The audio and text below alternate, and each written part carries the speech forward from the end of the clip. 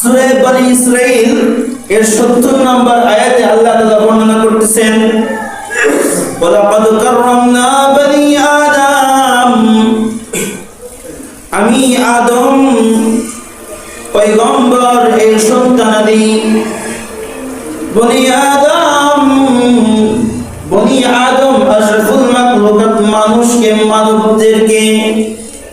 وحملنا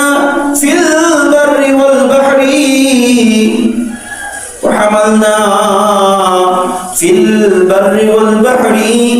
আমি সম্মানিত করেছি, তাদের সম্মান প্রদর্শন করেছি, সম্মানের অধিকারী করেছি। ফিল বাররি ওয়াল বাহরি, স্থল এবং জলে, স্থলে এবং জলে,